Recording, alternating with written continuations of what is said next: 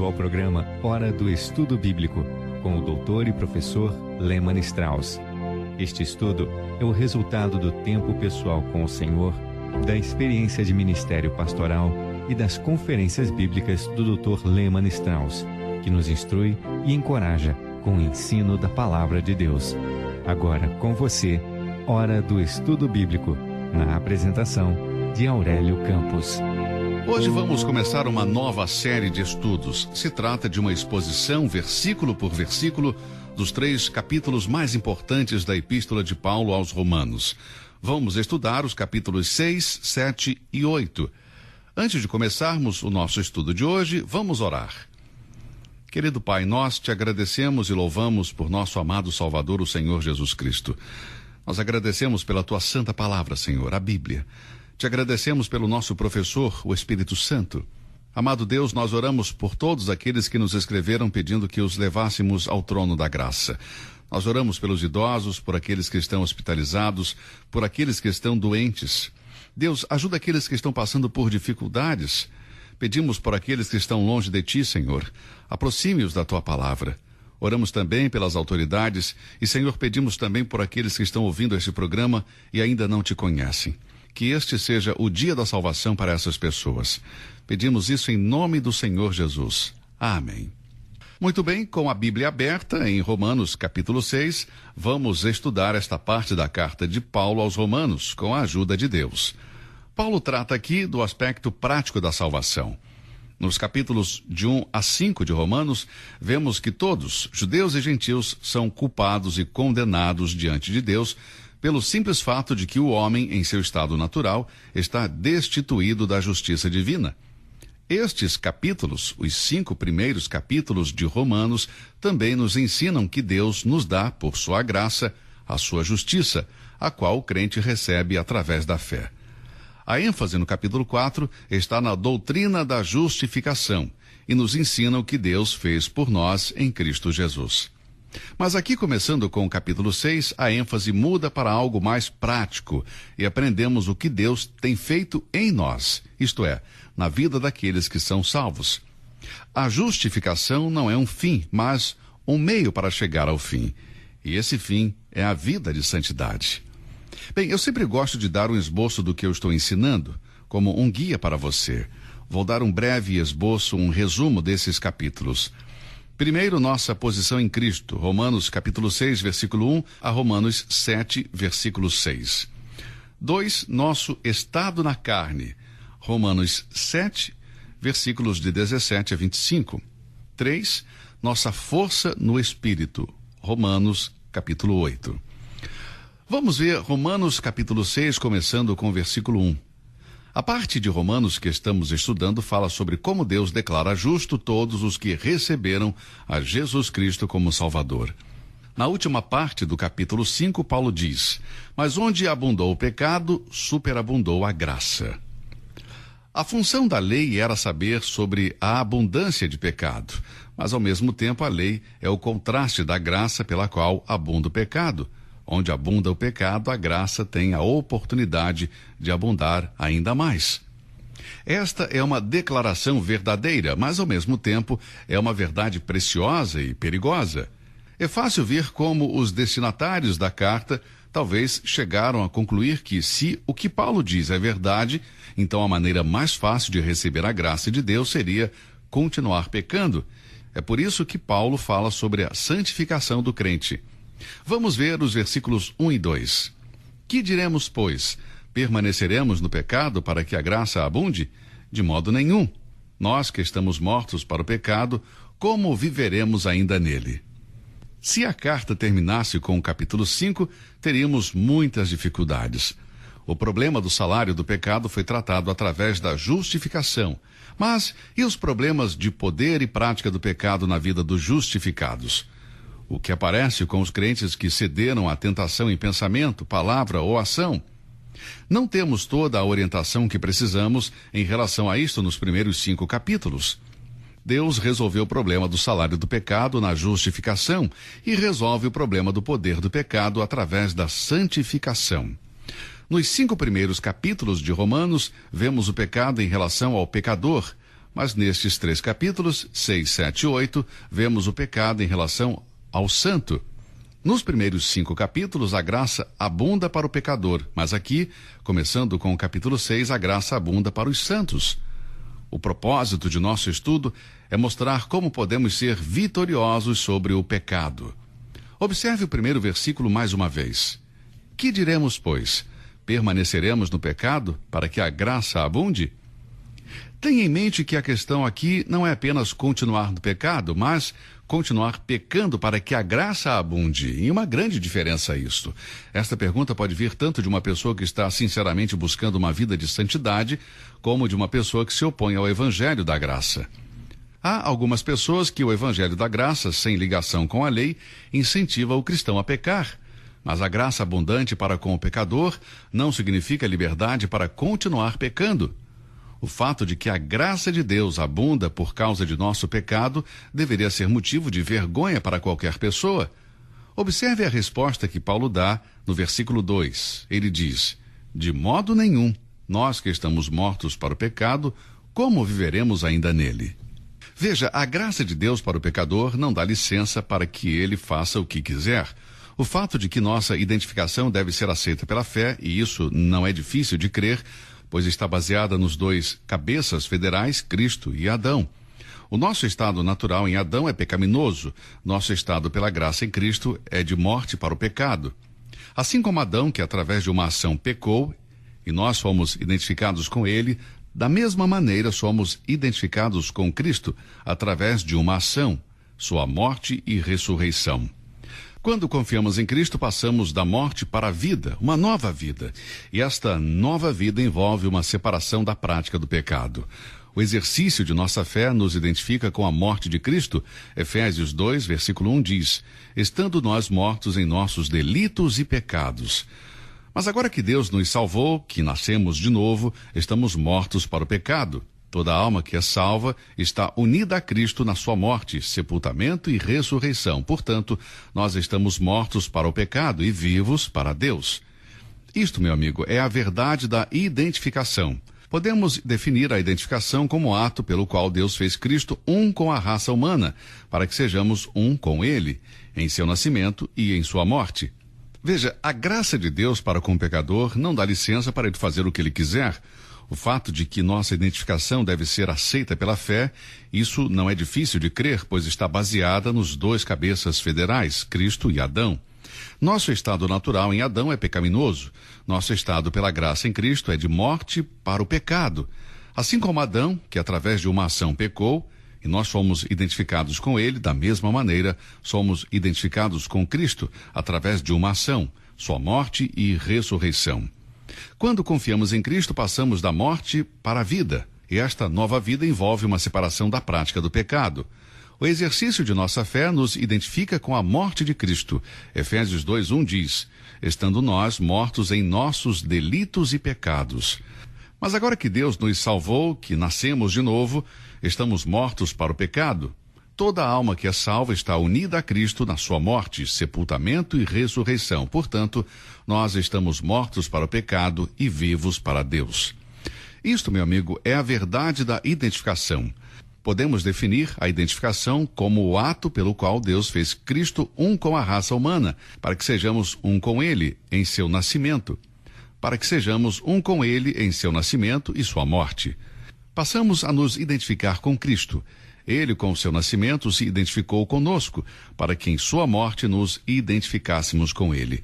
É algo mais do que apenas uma semelhança entre o crente e Cristo. É uma unidade, coexistência, uma fusão. Todo cristão sabe que Cristo morreu por nós, mas poucos sabem que nós morremos em Cristo. Quando Cristo morreu e ressuscitou, há mais de 2000 anos atrás, para Deus, cada pessoa que confiasse em Cristo, a partir desse momento até o fim dos tempos, está em Cristo. O que Cristo fez na cruz é creditado a todos os que estão nele.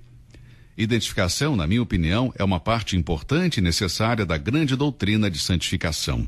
Ser incluído por meio de um ato adicional de Deus, que através da regeneração, separa o pecador arrependido para si.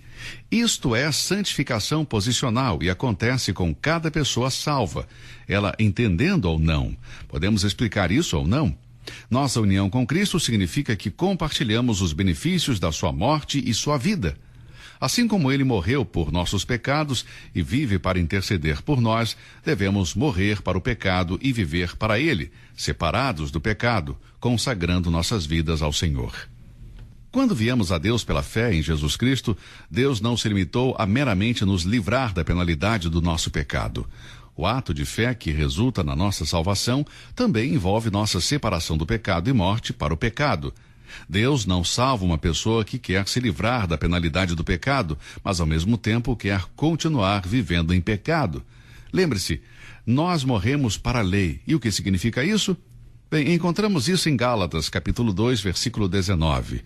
Estar morto para a lei significa estar livre da lei, estar crucificado para o mundo, de acordo com Gálatas 6,14. Significa estar livre do mundo. Morrer para o pecado significa estar livre do pecado, viver em santidade e justiça.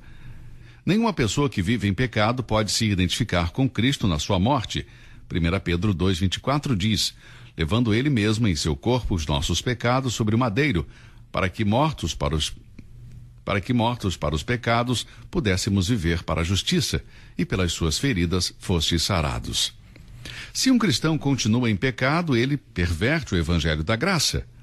A porca lavada voltou ao espojadouro de lama, 2 Pedro 2,22. E por quê? Simplesmente porque sua natureza não mudou. O porco tem a natureza do porco, e ele sempre vai voltar para a lama.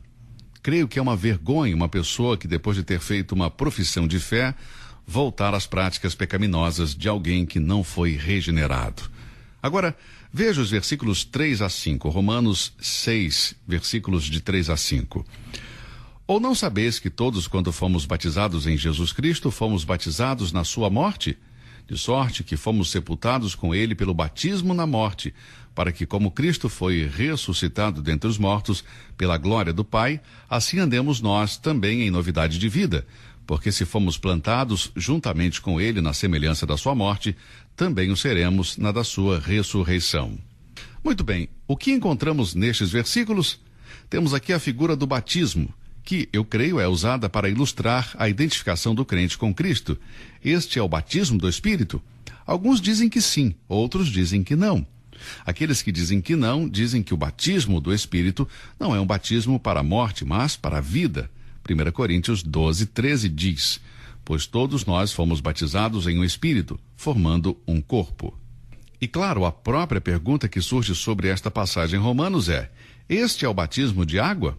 Novamente existem diversas opiniões. Alguns dizem que sim e outros dizem que não. Eu diria que não é. Isto é verdadeiro e se aplica a todos os crentes, tendo eles sido batizados com água ou não. Em Adão, todos nós pertencemos a um corpo por nascimento. Adão era a nossa cabeça. Portanto, estávamos mortos em nossos delitos e pecados. Essa é a nossa identificação com Adão. No entanto, em Cristo, todos os crentes pertencem a um corpo, em virtude do nosso nascimento.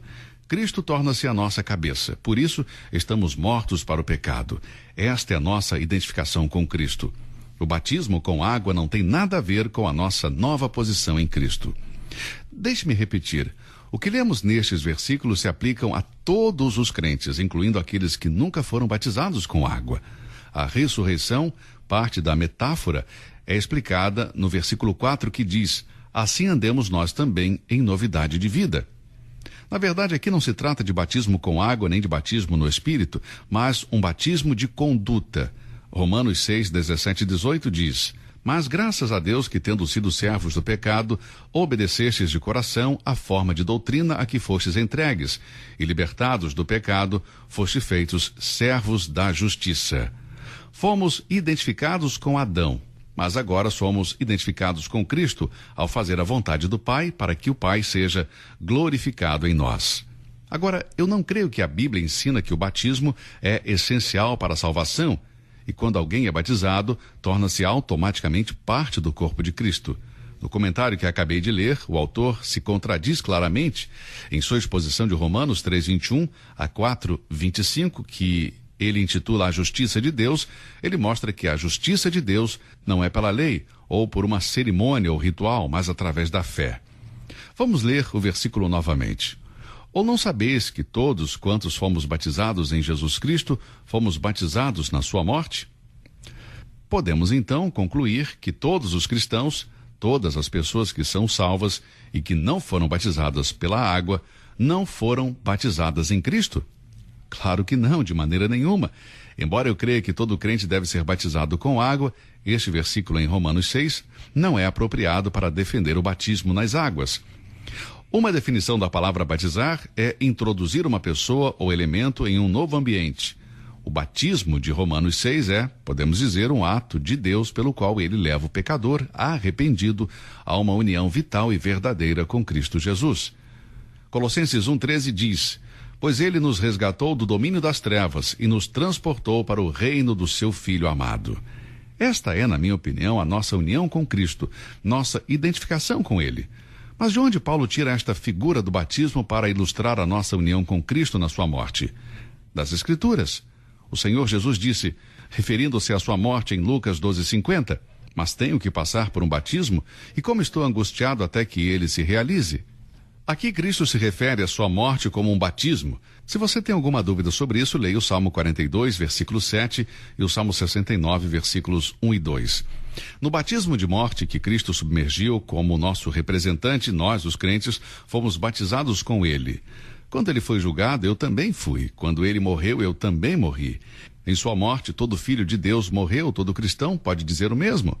Já estou crucificado com Cristo e vivo, não mais eu, mas Cristo vive em mim. E a vida que agora vivo na carne, vivo-a na fé do Filho de Deus, o qual me amou e se entregou a si mesmo por mim. Mais do que apenas 3 indivíduos foram crucificados no Calvário no dia em que Cristo morreu. Deixe-me dizer, é um número incontável. Sim, todo crente que confiou em Cristo Jesus como seu Salvador foi identificado com ele. Isto é, meu amigo, nossa identificação com Cristo na sua morte. Gálatas 3:27 diz, porque todos quantos fostes batizados em Cristo, já vos revestistes de Cristo. Agora observe o versículo 4 mais uma vez, de sorte que fomos sepultados com ele pelo batismo na morte. Não somente somos identificados com Cristo na sua morte, mas também em seu sepultamento. Deixar um corpo sem ser sepultado sempre foi visto como algo indigno. Deixar os corpos sem serem enterrados durante a grande tribulação será parte do juízo de Deus. Encontramos isso em Apocalipse 11, versículos 8 e 9. O corpo de Cristo tinha de ser sepultado. Seu sepultamento é incluído por Paulo em sua definição do Evangelho em 1 Coríntios 15:4. O sepultamento de nosso Senhor foi o único e derradeiro degrau de sua humilhação.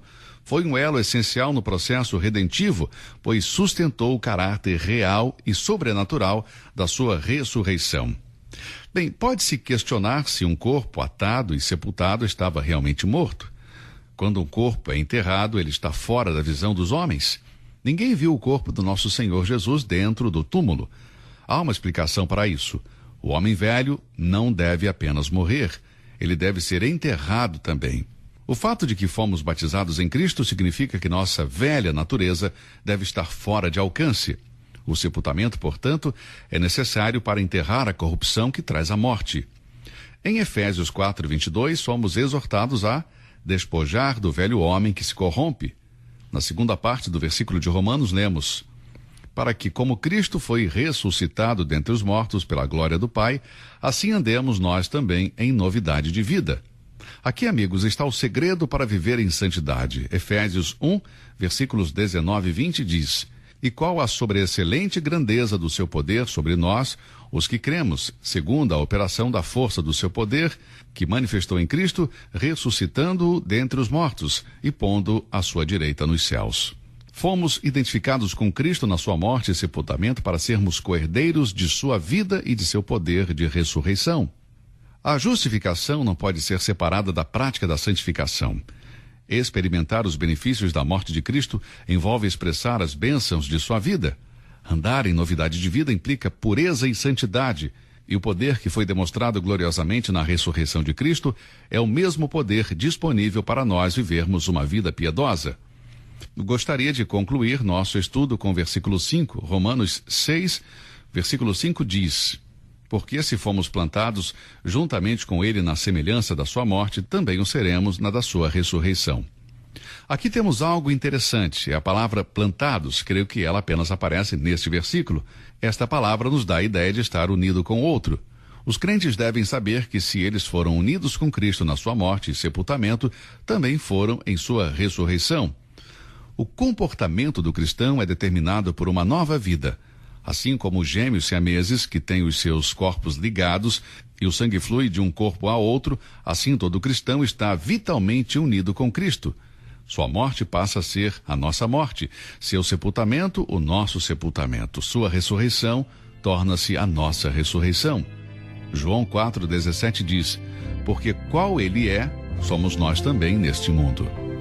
Você e eu, como filhos de Deus, temos a responsabilidade de glorificar a Deus e ser como Cristo em nosso comportamento, para que o mundo saiba, ao nos observar, que não pertencemos a Satanás, mas sim pertencemos a Deus.